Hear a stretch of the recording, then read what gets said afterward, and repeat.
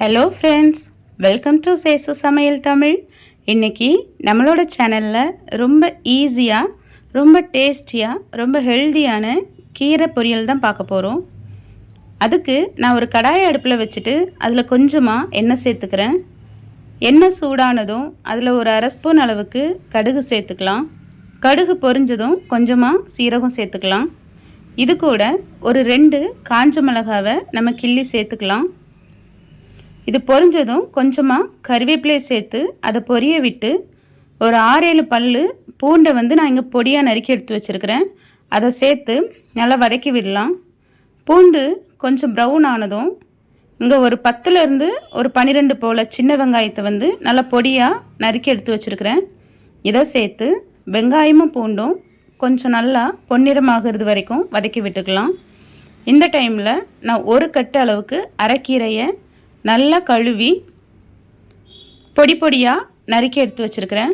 அதை சேர்த்து நல்லா வதக்கி விட்டுடலாம். நம்ம ஃபஸ்ட்டு கீரை போடும்போது நிறையா இருக்கிற மாதிரி இருக்கும்.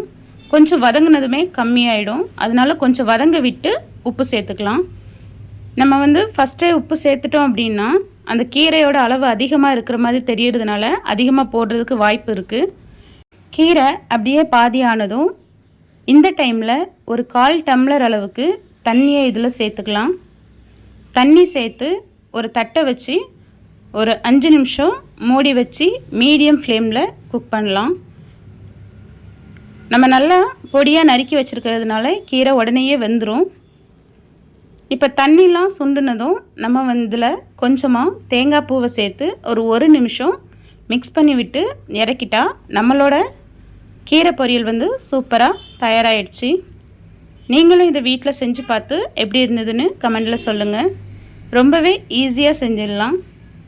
உங்களுக்கு இந்த ரெசிபி பிடிச்சிருந்ததுன்னா நம்மளோட சேனலை சப்ஸ்கிரைப் பண்ணி பக்கத்தில் இருக்கிற பெல் சிம்பிளையும் கிளிக் பண்ணி ஆளுங்கிற ஆப்ஷனை கொடுக்க மறந்துடாதீங்க. தேங்க்ஸ் ஃபார் வாட்சிங்.